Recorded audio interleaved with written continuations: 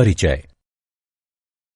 बच्चों, हम पौधों के विषय में बहुत सारी बातों का अध्ययन कर चुके हैं। चलो अब हम उच्च पादपों में प्रकाश संश्लेषण के विषय में जानते हैं। प्रकाश संश्लेषण प्रकाश ऊर्जा को रासायनिक ऊर्जा में परिवर्तित करने की एक प्रक्रिया है। इस प्रक्रिया में ग्लूकोज का निर्माण होता है, जो कि पौधों द्वारा अनेक गतिविधियों में प्रयोग किया जाता है। प्रकाश संश्लेषण हरित लवक में होता है। ये हरित लवक पर्णहरिम होता है, जो कि हरे रंग का एक वर्णक है तथा प्रकाश संश्लेषण में भाग लेता है। केल्विन चक्र तथा C4 चक्र दो चक्र हैं जो कि प्रकाश संश्लेषण की प्रक्रिया में भाग लेते हैं। प्रकाश संश्लेषण की दर प्रकाश की उपलब्धता तथा कार्बन डाइऑक्साइड की सांद्रता इत्यादि से प्रभावित होती है। अतः इस मॉड्यूल के अंतर्गत हम उच्च पादपों में प्रकाश संश्लेषण का अध्ययन करेंगे। उद्देश्य: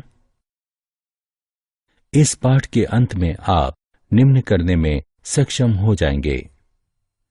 प्रकाश संश्लेषण को परिभाषित करना, प्रकाश संश्लेषण के प्रारंभिक प्रयोगों की चर्चा करना, प्रकाश संश्लेषण कहाँ संपन्न होता है इसको जानना, प्रकाश संश्लेषण में भाग लेने वाले वर्णकों का वर्णन करना, प्रकाश अभिक्रिया का वर्णन करना, इलेक्ट्रॉन परिवहन का वर्णन करना, जल के विघटन को परिभाषित करना, चक्रीय एवं अचक्रीय फोटो फोस्फोरिलेशन का वर्णन करना, रसोपरासरणी परिकल्पना यानी केमियोस्मोटिक हाइपोथेसिस की चर्चा करना, केल्विन चक्र का वर्णन करना, C4 पथ का वर्णन करना, प्रकाश श्वसन यानी फोटो रेस्पिरेशन की चर्चा करना, प्रकाश संश्लेषण को प्रभावित करने वाले कारकों का वर्णन करना। हम क्या जानते हैं? प्रकाश संश्लेषण को इस प्रकार से परिभाषित किया जा सकता है कि ये कार्बन डाइऑक्साइड तथा जल, जो कि क्रमशः वायु तथा मृदा से लिए जाते हैं, एवं प्रकाश की उपस्थिति में पौधों के हरे भागों द्वारा कार्बोहाइड्रेट्स के संश्लेषण की एक विधि है। चलो अब स्टार्च के लिए एक पत्ती का परीक्षण करते हैं। पौधे से एक हरी पत्ती को तोड़ लें। अब चिमटी की सहायता से पत्ती को उबलते जल में डालें। उसे 2 मिनट तक उबलने दें। इसके बाद उबली हुई पत्ती को गर्म परीक्षण नलिका, जिसमें 90% एथेनॉल हो, इसमें डाल दें। अब गर्म परीक्षण नलिका को गर्म जल में तब तक पड़े रहने दें जब तक कि पत्ती रंगहीन नहीं हो जाती है। अब पत्ती को निकालकर ठंडे जल से धो लें। अब पत्ती को एक सफेद सतह पर फैला लें। पत्ती पर आयोडीन के विलयन की कुछ बूंदें डालें। ऐसा करने पर पत्ती गहरे नीले रंग में परिवर्तित हो जाएगी, जो स्टार्च की उपस्थिति को दर्शाती है तथा यह सिद्ध करती है कि इनमें प्रकाश संश्लेषण पाया जाता है। प्रारंभिक प्रयोग। प्रीस्ले प्रयोग। सबसे पहले उन्होंने एक जलती हुई मोमबत्ती को बंद बेल जार में रखा तथा देखा कि वो मोमबत्ती जल्दी ही बुझ गई। इसके बाद उन्होंने एक चूहे को बेल जार में रखा तथा देखा कि चूहे का भी जल्दी ही दम घुटने लगा। इन अवलोकनों के आधार पर उन्होंने ये निष्कर्ष निकाला कि चाहे जलती मोमबत्ती हो अथवा कोई प्राणी जो वायु में सांस लेते हैं, वे हवा को क्षति पहुंचाते हैं। जब उसने उसी बेल जार में एक पुदीने का पौधा रखा तो उसने पाया कि चूहा जीवित रहा और मोमबत्ती भी सतत जलती रही। इन अवलोकनों के आधार पर उन्होंने ये निष्कर्ष निकाला कि पौधा वायु को पुनः स्थापित करता है, जिसकी मोमबत्ती तथा चूहे द्वारा क्षति की गई थी। जॉन इंजनहाउस ने यह प्रमाणित किया कि प्रकाश संश्लेषण के लिए सूर्य का प्रकाश आवश्यक होता है। इंजन हाउस ने अपने एक परिष्कृत प्रयोग में एक जलीय पौधे के साथ ये दिखाया कि तेज धूप में पौधे के हरे भाग के आसपास छोटे छोटे बुलबुले बन गए थे, जबकि अंधेरे में रखे गए पौधे के आसपास बुलबुले नहीं बने थे। इन बुलबुलों की पहचान ऑक्सीजन के रूप में की गई। जूलियस वोन सेचस प्रयोग। उसने बताया कि पौधे के हरे भाग में ग्लूकोज बनता है और ग्लूकोज प्रायः स्टार्च के रूप में संचित होता है। T.W. एंजिलमैन प्रयोग। उसने प्रिज्म की सहायता से प्रकाश को स्पेक्ट्रमी घटकों में अलग किया और फिर एक हरे शैवाल क्लेडोफोरा को प्रदीप्त किया गया। बैक्टीरिया प्रमुखतः लाल और नीले प्रकाश क्षेत्रों में एकत्र हो गए थे। कॉर्नेलियस वैन नील ने बताया कि प्रकाश संश्लेषण एक प्रकाश आधारित प्रतिक्रिया है। प्रकाश संश्लेषण एक रासायनिक प्रतिक्रिया है। प्रकाश संश्लेषण कहाँ संपन्न होता है? प्रकाश संश्लेषण हरित लवक में होता है, जो कि पौधों के सभी हरे भागों तथा पत्तियों, जो कि प्रकाश संश्लेषण का मुख्य स्थान है, उनमें उपस्थित होता है। प्रत्येक हरित लवक आवरण से घिरा होता है, जो कि 3 परतों से युक्त होता है। वे इस प्रकार हैं: बाह्य झिल्ली, आंतरिक झिल्ली स्थान और आंतरिक झिल्ली। इसमें पीठिका यानी स्ट्रोमा, थाइलेकॉइड्स, ग्रेनम, पटलिका, लिपिड, ग्लोब्यूल्स, स्टार्च की कणिकाएं और राइबोसोम पाए जाते हैं। प्रकाश संश्लेषण की 2 अवस्थाएं होती हैं: प्रकाश अभिक्रिया और अप्रकाशीय अभिक्रिया। हरित लवक प्रकाश संश्लेषण की दोनों अवस्थाओं में सम्मिलित होता है। प्रकाश अभिक्रिया में झिल्ली तंत्र प्रकाश ऊर्जा को ग्रहण करता है तथा एटीपी एवं NADPH का संश्लेषण करता है। अप्रकाशीय अभिक्रिया में शर्करा का संश्लेषण होता है। ये अभिक्रिया प्रकाश पर प्रत्यक्ष रूप से निर्भर नहीं होती, लेकिन प्रकाश अभिक्रिया के परिणाम पर निर्भर होती है। प्रकाश संश्लेषण में कितने वर्णक भाग लेते हैं? हरित लवक वर्णक हरित लवक का कुल 5 से 8% शुष्क भार बनाते हैं। पत्तियों में हम जो हरा रंग देखते हैं वो 4 वर्णकों के कारण होता है। वे हैं chlorophyll A, chlorophyll B, xanthophyll और कार्टिनोइड। क्लोरोफिल ए पादप जगत में पाया जाने वाला एक प्रकाश संश्लेषक वर्णक है। ये नीले हरे रंग का होता है तथा ये चक्रीय एवं अचक्रीय फोटोफॉस्फोरिलेशन के दौरान इलेक्ट्रॉनों के उत्सर्जन के लिए उत्तरदायी होने के कारण प्राथमिक संश्लेषक वर्णक कहलाता है। क्लोरोफिल बी पीले हरे रंग का होता है। क्लोरोफिल बी स्वयं द्वारा अवशोषित ऊर्जा को क्लोरोफिल ए को स्थानांतरित करता है। इस प्रकार ये एक सहायक वर्णक कहलाता है। कार्टिनोइड तथा जेंथोफिल। कार्टिनोइड लाल पीले तथा नारंगी रंग के लिपिड यौगिक होते हैं। ये प्रकाश ऊर्जा को अवशोषित करते हैं तथा प्रकाश संश्लेषण में उपयोग के लिए इस ऊर्जा को क्लोरोफिल ए में स्थानांतरित कर देते हैं। ये फोटो ऑक्सीकरण से क्लोरोफिल अणुओं की रक्षा भी करते हैं। जेंथोफिल पीले रंग के होते हैं। ये क्लोरोफिल के साथ प्रकाश संश्लेषण में भाग लेते हैं। प्रकाश अभिक्रिया क्या है? प्रकाश अभिक्रिया में सौर ऊर्जा क्लोरोफिल द्वारा अवशोषित की जाती है तथा अभिक्रियाओं की एक श्रृंखला में एटीपी और NADPH का निर्माण होता है। इस प्रक्रिया में जल का विघटन होता है तथा उपोत्पाद के रूप में ऑक्सीजन का निष्कासन होता है। प्रकाश अवशोषित वर्णक थाइलेकोइड झिल्लियों में स्थित होते हैं। क्लोरोफिल P680 तथा P700 इन झिल्लियों में उपस्थित होते हैं। P680 तथा P700 अणु अभिक्रिया केंद्रों या प्रकाश केंद्रों का निर्माण करते हैं। अभिक्रिया केंद्र वर्णक अणु सैकड़ों प्रकाश आधारित समूह वर्णकों के साथ जुड़ा होता है।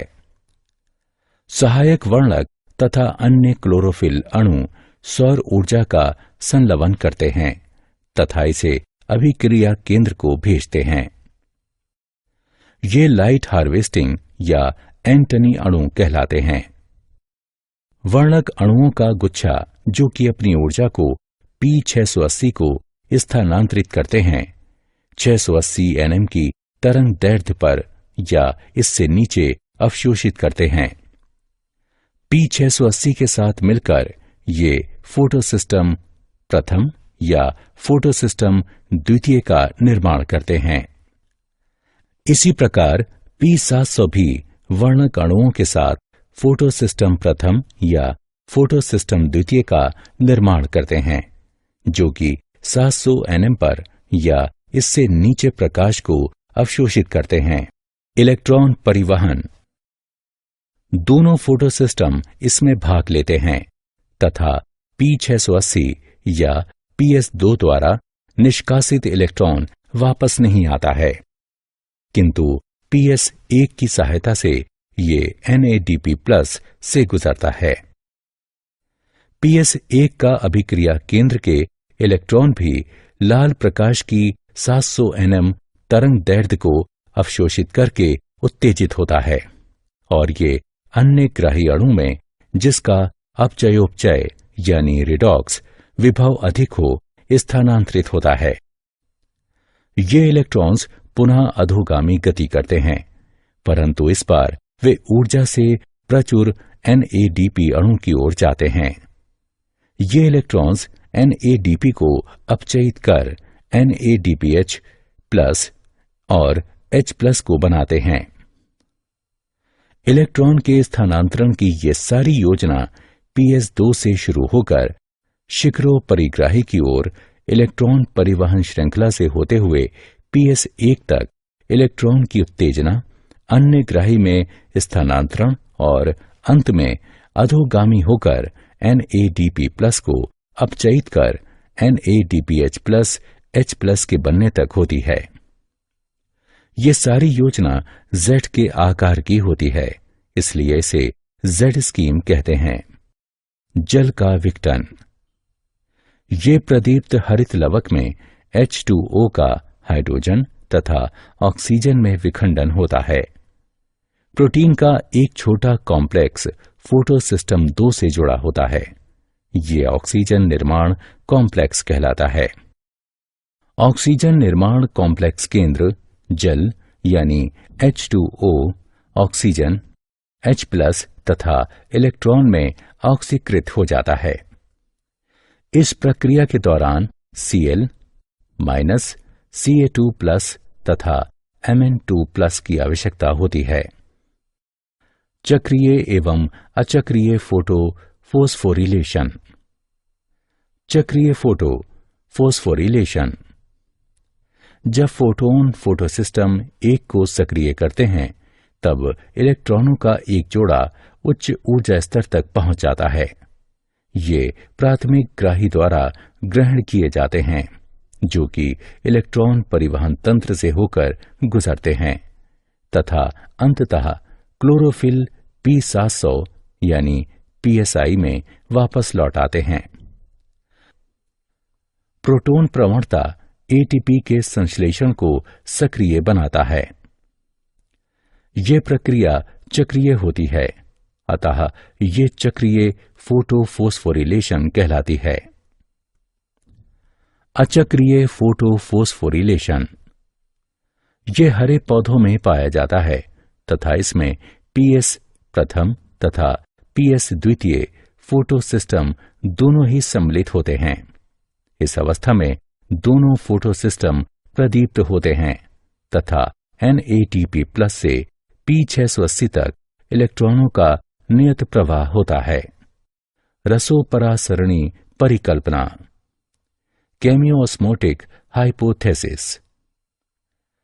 रसोपरासरणी परिकल्पना हरित लवक में एटीपी संश्लेषण का वर्णन करती है। रसोपरासरणीय के लिए एक झिल्ली, एक प्रोटॉन पंप, एक प्रोटॉन प्रवणता तथा एटीपीएच की आवश्यकता होती है। थाइलेकोइड झिल्ली में प्रोटॉन झिल्ली के अंदर, जो कि अवकाशिका यानी ल्यूमेन में स्थित होती है, उसकी तरफ संग्रहित हो जाते हैं। प्रोटॉन प्रवणता निम्नलिखित कारणों के कारण विकसित होती है। जल विघटन अभिक्रिया झिल्ली की आंतरिक सतह में होती है, इसलिए इस अभिक्रिया में निर्मित हाइड्रोजन आयन अवकाशिका यानी ल्यूमेन में संचित हो जाते हैं। फोटोफोस्फोरिलेशन के दौरान जब इलेक्ट्रॉन वाहक अणु स्वयं के इलेक्ट्रॉनों को झिल्ली की अंतरा सतह में स्थित इलेक्ट्रॉन वाहक को भेजता है, तब प्रोटॉन झिल्ली की अंतरा सतह यानी अवकाशिका में मुक्त होते हैं। NADP रिडक्टेस एंजाइम झिल्ली के स्ट्रोमा की ओर होता है। PS1 के इलेक्ट्रॉन ग्राही से आने वाले इलेक्ट्रॉन्स के साथ साथ प्रोटॉन NADP को NADPH+H में अपचयित करने के लिए आवश्यक होता है। ये प्रोटॉन पीटिका स्ट्रोमा से ही आते हैं। परिणाम स्वरूप स्ट्रोमा में उपस्थित प्रोटॉनों की संख्या घट जाती है तथा अवकाशिका में उपस्थित प्रोटॉनों की संख्या बढ़ जाती है। इसलिए थाइलेकोइड झिल्ली के आर पार एक प्रोटॉन प्रवणता स्थापित हो जाती है। प्रोटॉन प्रवणता के टूटने पर ऊर्जा मुक्त होती है। ये प्रवणता इसलिए भंग होती है क्योंकि H+ झिल्लिका में मौजूद ATPH के पारगमन वाहिका F0 के माध्यम से पीटिका यानी स्ट्रोमा में गतिशील होता है। ATPH इस एंजाइम के दो भाग हैं, F0 और F1। ATPH के कण F1 में संरूपण परिवर्तन आता है, जिससे कि एंजाइम ऊर्जा से प्रचुर ATP अणुओं का संश्लेषण कर सके। ATP तथा NADPH कहाँ उपयोग होते हैं? ATP तथा NADPH प्रकाशीय अभिक्रिया में निर्मित होते हैं तथा ये भोजन के संश्लेषण की प्रक्रिया को संचालित करते हैं। ये प्रकाश संश्लेषण का जैव संश्लेषण चरण कहलाता है। मेल्विन केल्विन ने पता लगाया कि कार्बन डाइऑक्साइड के फिक्सेशन का पहला उत्पाद एक 3 कार्बन वाला कार्बनिक अम्ल था। इस पहले उत्पाद का नाम 3 फॉस्फोग्लिसरिक अम्ल या PJ है। कुछ पौधों में कार्बन डाइऑक्साइड के फिक्सेशन के पश्चात प्रथम उत्पाद के रूप में एक अम्ल ऑक्सैलोएसिटिक अम्ल अथवा OAA पाया जाता है। CO2 के प्राथमिक ग्राही अणु एक 5 कार्बन वाला कीटो शुगर यानी शर्करा था। ये रिब्यूलोज 1 से 5 बिसफोस्फेट यानी RUBP था। केल्विन चक्र में 3 अवस्थाएं होती हैं, जो कि निम्न प्रकार हैं: कार्बोक्सिलीकरण, रिडक्शन यानी अपचयन, रीजनरेशन यानी पुनरुद्भवन। कार्बोक्सिलीकरण में कार्बन डाइऑक्साइड यानी CO2 5 कार्बन अणु जिसे RUBP कहते हैं, इनके साथ संयोजित होता है तथा परिणाम स्वरूप 6 कार्बन वाला अणु बनता है, जो कि अस्थिर होता है तथा तुरंत ही 3 कार्बन अणु 3 फॉस्फोग्लिसरेट में परिवर्तित हो जाता है। रिडक्शन यानी अपचयन प्रतिक्रियाओं की एक श्रृंखला है जिसमें ग्लूकोज बनता है। इस चरण में प्रत्येक CO2 अणु के स्थिरण हेतु ATP के 2 अणुओं का उपयोग फॉस्फोरिलेशन के लिए तथा NADPH के 2 अणुओं का उपयोग अपचयन हेतु होता है। पद से ग्लूकोज के एक अणु को बनाने के लिए CO2 के 6 अणुओं के यौगिकीकरण तथा चक्करों की आवश्यकता होती है। रीजनरेशन यानी पुनरुद्भवन। अविरत केल्विन चक्र के लिए RuBP के अणु का रीजनरेशन यानी पुनरुद्भवन आवश्यक होता है। C4 पथ। पौधे जो कि शुष्क उष्ण कटिबंधीय क्षेत्र में पाए जाते हैं उनमें C4 पथ होता है। C4 पौधे C3 पौधों की तुलना में दिन का ताप, तेज धूप, सूखा तथा नाइट्रोजन की कमी आदि स्थितियों में बेहतर अनुकूलित होते हैं। C4 पौधों की विशेष प्रकार की शारीरिकी होती है जिसे क्रेंजी शारीरिकी कहते हैं। C4 पौधों के संवहन बंडल यानी पूलाच्छद यानी बंडल शीत कोशिकाओं द्वारा चारों ओर से घिरे होते हैं। मक्का, गन्ना, अमृत, ज्वार आदि C4 पौधों के उदाहरण हैं। मूल्यांकन। आगे बढ़ने से पहले आइए जानें कि आपने कितना सीखा। सही विकल्प को उठाकर उसके संगत स्थान पर रखें। C4 पथ की क्रियाविधि। मध्योतक कोशिका के कोशिका द्रव्य में फोस्फोइनोल पाइरुवेट कार्बोक्सिलेज की क्रिया द्वारा कार्बन डाइऑक्साइड का प्राथमिक ग्राही अणु फोस्फोइनोल पाइरुवेट है। ये 4 कार्बन वाला यौगिक ऑक्सेलो एसीटेट का निर्माण करता है तथा ये एक अन्य 4 कार्बन वाले यौगिक जिसे मैलेट कहते हैं उसमें परिवर्तित हो जाता है तथा NADPH का निर्माण करता है। अब मैलेट यानी पूलाच्छद बंडल शीत कोशिकाओं को स्थानांतरित हो जाता है। 4 कार्बन वाला मैलेट विकार्बनीकृत होकर कार्बन डाइऑक्साइड, एक 3 कार्बन वाला यौगिक पाइरुवेट तथा NADPH का निर्माण करता है। कार्बन डाइऑक्साइड राइब्लोज बिसफॉस्फेट के साथ जुड़कर केल्विन चक्र में सम्मिलित हो जाती है। उत्पन्न हुई पाइरुवेट मध्योतक कोशिकाओं में पुनः प्रवेश करता है जहां पर ये ATP से प्रतिक्रिया करता है तथा फॉस्फोइनोल पाइरुवेट में बदलकर पुनः C4 चक्र को प्रारंभ करता है। प्रकाश श्वसन यानी फोटो रेस्पिरेशन। प्रकाश श्वसन यानी फोटो रेस्पिरेशन वह प्रक्रिया है जिसमें कि प्रकाश संश्लेषण के दौरान सूर्य के प्रकाश की उपस्थिति में पौधे ऑक्सीजन का उपभोग करते हैं तथा कार्बन डाइऑक्साइड मुक्त करते हैं जिसके परिणाम स्वरूप प्रकाश संश्लेषित उत्पाद में कमी आती है तथा ATP का निर्माण नहीं होता है। C3 पौधों में रूबिस्को एंजाइम में ऑक्सीजन की तुलना में कार्बन डाइऑक्साइड के लिए अधिक बंधुता पाई जाती है तथा ये सापेक्ष सांद्रता पर आधारित होती है। गर्म शुष्क दिनों के दौरान पौधे वाष्पोत्सर्जन द्वारा जल की कमी से बचने के लिए अपने स्टोमेटा को बंद कर लेते हैं जिसके कारण कार्बन डाइऑक्साइड पत्तियों में प्रवेश नहीं कर पाती है तथा ऑक्सीजन के अणुओं का प्रयोग किया जाता है तथा इससे एक विषैले तत्व फोस्फोग्लाइकोलेट का निर्माण होता है। इस विधि में प्रकाश श्वसन के दौरान किसी भी ATP का निर्माण नहीं होता है जबकि C4 पौधों में प्रकाश श्वसन नहीं होता है। इसका कारण ये है कि इनमें एक ऐसी प्रणाली होती है जो एंजाइम स्थल पर कार्बन डाइऑक्साइड की सांद्रता को बढ़ा देती है। ऐसा तब होता है जब कार्बन डाइऑक्साइड पूलाच्छद यानी बंडल शीत कोशिकाओं में मुक्त होती है। प्रकाश संश्लेषण को प्रभावित करने वाले कारक।